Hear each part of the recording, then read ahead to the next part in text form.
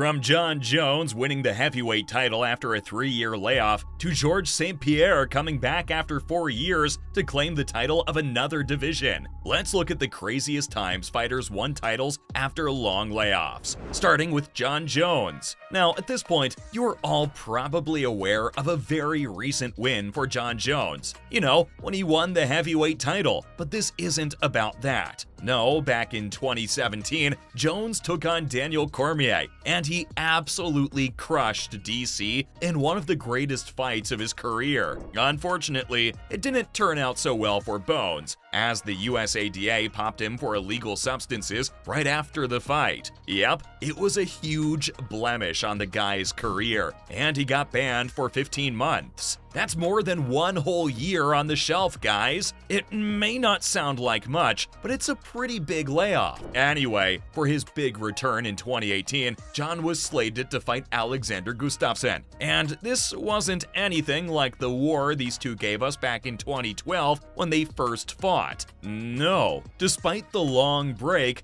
Bones dominated and reclaimed his light heavyweight throne in one of the most impressive displays of his career. As amazing as this fight was, it's far from being the most impressive incidents of a fighter making such an insane comeback from a long break. I mean, just look at Francis Ngannou. The Predator's break may not have been as long as Jon's, but it was still pretty much a whole year of inactivity. The baddest man on the planet was injured, and after he fought and beat Stipe at the beginning of 2021, he was basically nowhere to be seen. Yep, all the way till the beginning of the next year. In fact, he sat out for so long that the UFC created an interim title for the division. The very same title that was won by Cyril Gane. Anyway, despite the long break and all of the expectations of ring rust, Ngannou put on an incredible display of dominance. The guy's known to be a striker, but for this fight, he relied on wrestling and destroyed Gane via grappling. It was truly terrifying to see how this monster of a man had grown in his time off. And just like that, the Predator won back his title of undisputed heavyweight champ. Both Jon and Francis are heavier guys, but that doesn't mean these crazy feats are specific to the bigger weight classes. Nope, the next guy on this list is actually a welterweight. That's right, I'm talking about Tyron Woodley. And this guy burst onto the scene back in 2013. He tore through the division, guys, and I mean that. Just look at what he did to Jay Huron and Josh Koscheck right at the beginning of his career at the UFC. Even more than that, this man managed to beat the likes of Kelvin Gastelum, and that's no small deal. That guy's a beast. Anyway, with the way he was going through the division, it was no surprise that the chosen one became the #1 contender. Still, the champ, Robbie Lawler, had some guys to deal with before Tyron could get his shot, and he ended up having to wait a whole 18 months. I don't think I have to explain to anyone how that's a really long time. Some guys literally fight more than 4 times in a period of 18 months. Needless to say, no one was expecting Woodley to pull off what he did when he did finally come face to face with Lawler. Yeah, not only did this man win, the win came by way of knockout, and it looked like the long 18-month break didn't leave any ring rust on the man. So far, I've talked about guys who took breaks and returned while they were still young, but this next guy pulled this off when he was much older. Yep,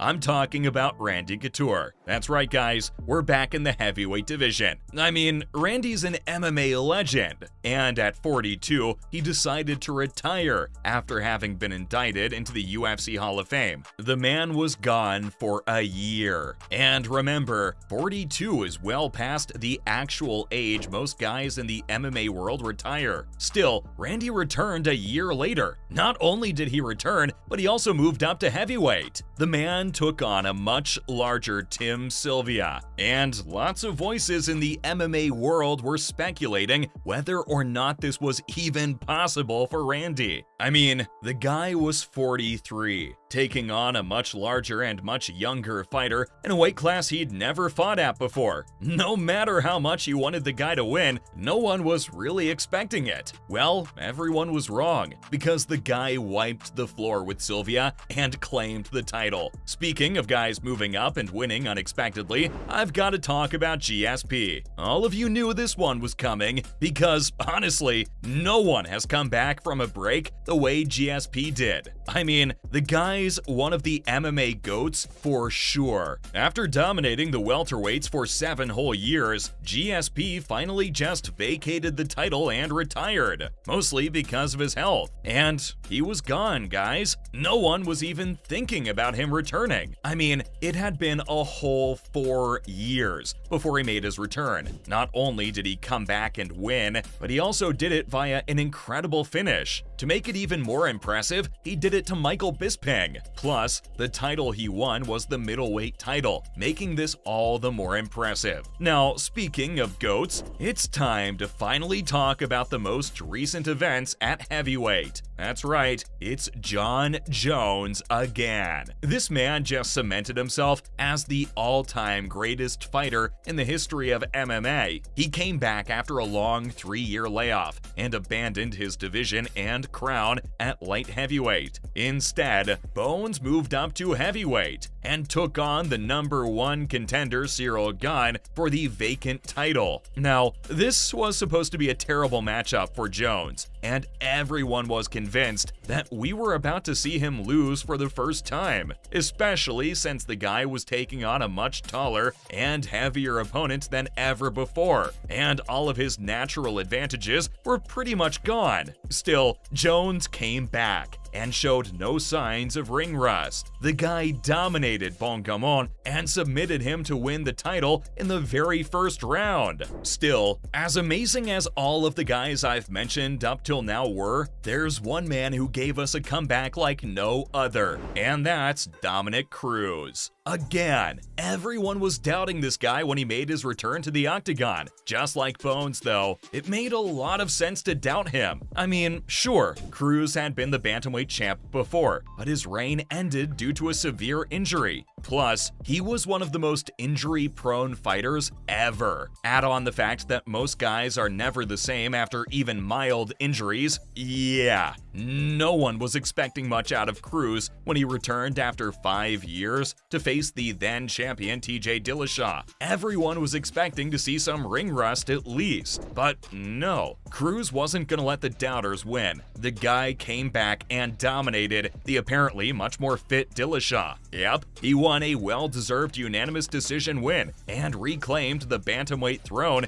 after a gigantic 5-year-long break. Well, there you have it. Those were the craziest times that UFC fighters came back from long layoffs to win a title.